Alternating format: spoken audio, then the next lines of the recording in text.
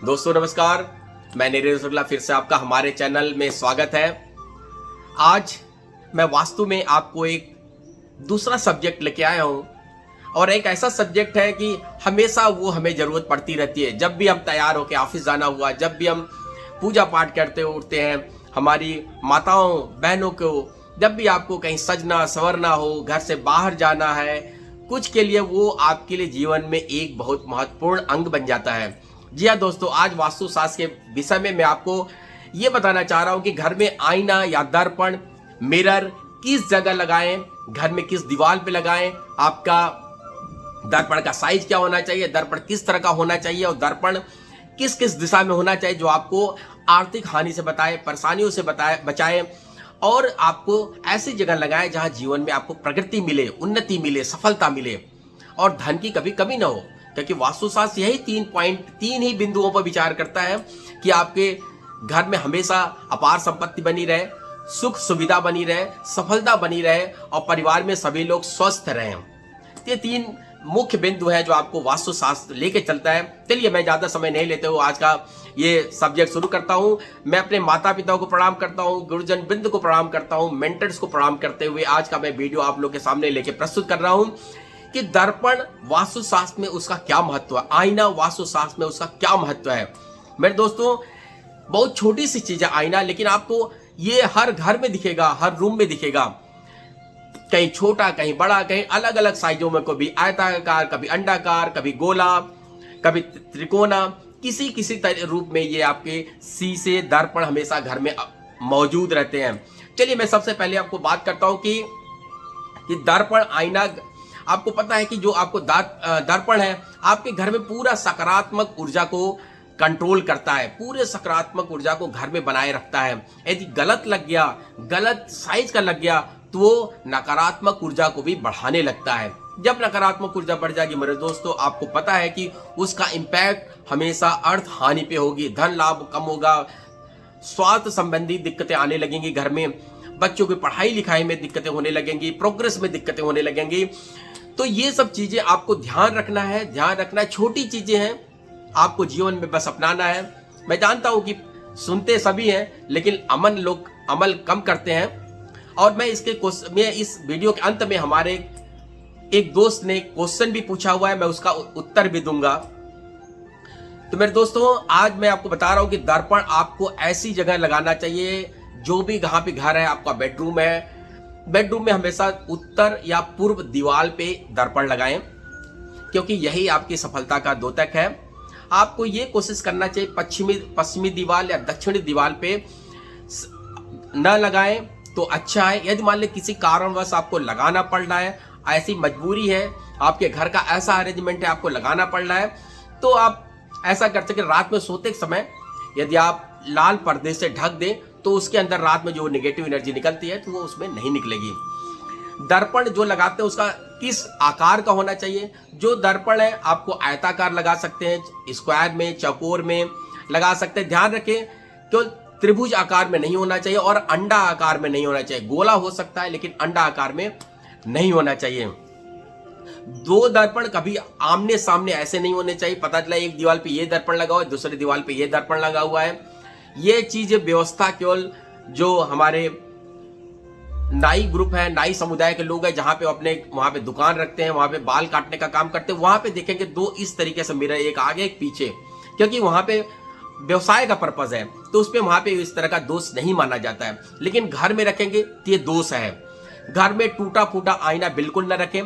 कभी कभी आईना घर में टूट जाता है तो ये टूटने का एक संकेत होता है कि घर में कोई भी, आपके घर में कोई ऐसी अप्रिय घटना घटने वाली है। जो वो कांच टूट जाता है तो आपकी जिसके ऊपर आपका उस घटना का प्रभाव आने वाला था वो प्रभाव अपने ऊपर ले लेता है। बेडरूम में जहां पे हमारे फैमिली रहती है, जहां पे हमारे भाई बहन माता पिता लोग रहते हैं, सोते हैं, उस बेडरूम में ध्यान रखना चाहिए आपको कभी भी दर्पण शीशा आपके बिस्तर के ठीक सामने नहीं होना चाहिए। सोते समय आपके शरीर का अंग शीशे में नहीं प्रतिबिंबित होना चाहिए, क्योंकि वो प्रतिबिंब है और प्रतिबिंब हमेशा आपका निगेटिव एनर्जी रखता है। जब भी इस तरीके से कि आपके बेडरूम में यदि इस तरीके से व्यवस्था है, आपके बिस्तर के ठीक सामने दर्पण है, तो वहां पे पति पत्नी के बीच में थोड़ा सा मनमुटाव होने लगता है, अलगाव होने लगता है। यदि ऐसा आपको नहीं करना चाहिए, फिर इसकी भी व्यवस्था है। यदि आपको ऐसी जरूरत है कि नहीं हो पा रहा है, तो आप सोते समय वहां पे एक पर्दा ढक दीजिए, जिससे आपका शरीर उस शीशे में प्रतिबिंब में दिखाई न पड़े। और मेरे दोस्तों, दर्पण आपको पता है कि नकारात्मक ऊर्जा जहां जहां देता है उसको हमेशा ढक देना चाहिए। किचन में कभी दर्पण न तो रखना चाहिए न तो लगाना चाहिए।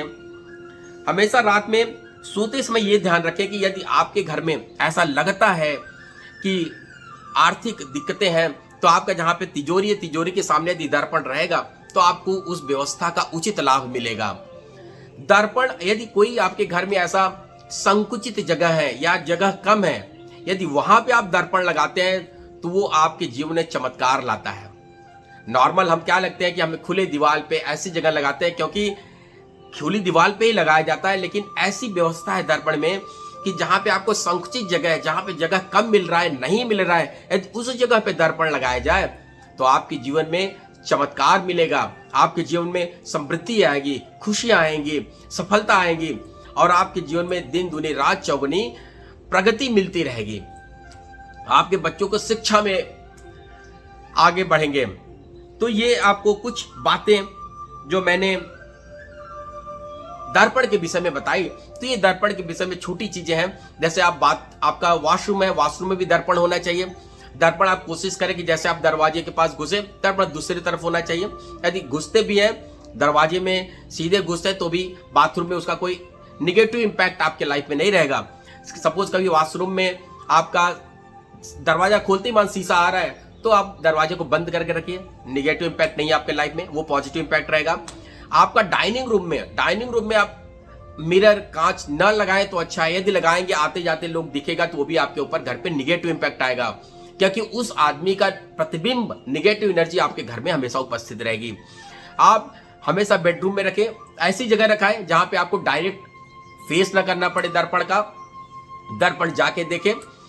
और सो के उठने के बाद कभी आप सीधे दर्पण मतलब अपना चेहरा शीशे में नहीं देखना चाहिए, क्योंकि जब आदमी सोता रहता है, सो के उठता है, तो उसकी जो शरीर है वो हमेशा निगेटिव एनर्जी से भरी रहती है। आप अपने इष्ट देव का चेहरा देखिए, मुंह धो के इष्ट देव को प्रणाम कीजिए। वो प्रणाम करने से आपकी आंखों में एक पॉजिटिव एनर्जी मिलेगी अपने इष्ट देव की, जो आपके लाइफ में आगे बढ़ेगी। चलिए, ये टॉपिक मैं यहीं खत्म करता हूं दर्पण के लिए। मैं आज आप प्रश्न ले लेता हूं। मेरे एक प्रश्न भाई जी ने किसी प्रश्न पूछा है कि हमारा जो घर है, घर में आंगन रहता है, और वो आंगन क्या घर से नीचे होना चाहिए या घर के बेस के बराबर होना चाहिए? मैं आपको प्रभु जी बताना चाहता हूं कि यदि आंगन आपका घर से नीचे है तो उससे अच्छी कोई बात नहीं है, क्योंकि इसके पीछे आपका साइंटिफिक लॉजिक भी है। क्योंकि आंगन एक ऐसी जगह है जहां पे आपकी सारी व्यवस्थाएं केंद्रित होती हैं, सारी चीजें होती हैं। ऐसे ऐसे सिस्टम जैसे गांव में देखा है कि आपका वहां पे काफी पूजा पाठ होगा, कंट्रोल होगा। तो घर से थोड़ा सा नीचे आंगन हो तो उससे अच्छी कोई बात नहीं है। और घर के यदि बराबर भी है तो बराबर होने में भी कोई दिक्कत नहीं है, लगभग ठीक है, लेकिन ऊंचा होने में दिक्कत है। क्योंकि घर का आंगन एक ऐसा सिस्टम होता है जो घर से आपकी सारी नकारात्मक ऊर्जा को, नकारात्मक एनर्जी को घर से बाहर निकालता है। तो थोड़ा नीचे रहने से, थोड़ा यदि नीचे रहेगा तो घर के सारे जो नेगेटिव एनर्जी है वो बाहर निकाल देगा और आपके घर में खुशियों का अंबार लगा रहेगा। आप जब भी अपने गांव में देखिए, घर में देखिए, मैंने देखा है कि हमेशा आंगन घर से, डेहरी से नीचे ही रहता है।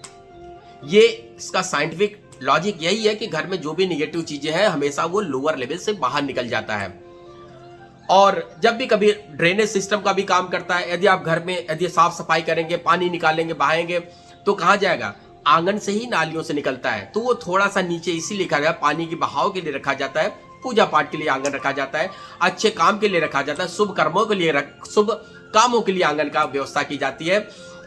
तो मेरे दोस्तों, मैं ऐसा आशा करता हूं आज का वीडियो आपको पसंद आया होगा। आपके जो भी प्रश्न रहेंगे आप मुझे जो कमेंट में लिख सकते हैं। जो भी आपका कोई भी पॉइंट रहेगा मैं उसको जरूर पढ़ूंगा, और पढ़ने के बाद मैं उसका आपको जो भी अगला वीडियो मैं लोड करूंगा उसमें आपका मैं जरूर आंसर दूंगा। जिस भाई ने क्वेश्चन पूछा था, शायद मैं उनका नाम भूल रहा हूं, मुझे माफ कीजिएगा, लेकिन ये ध्यान रखिए मेरे दोस्त कि जब भी आप अपना आंगन बनाए, जैसे इनका क्वेश्चन है, तो आपके दरवाजे से घर से थोड़ा नीचे होना चाहिए, और तो वो जिंदगी में एक प्रगति देगा। और ये भी ध्यान, सबसे महत्वपूर्ण बात है, घर में आपके जो मेन गेट है उस पर एक डेहरी जरूर बनाएं, क्योंकि वो डेहरी आपके जीवन की रक्षा करता है। आपके जीवन में जो भी बाहर से कोई नेगेटिव एनर्जी आपकी घर की तरफ देखेगा, वो वहीं पे उसको रोक देगा, स्टॉप कर देगा। तो आपको ये बहुत छोटी सी चीज है, हमेशा ध्यान रखनी है। घर में हमेशा आगे बढ़ते रहना, बच्चों को आगे बढ़ते जाना है,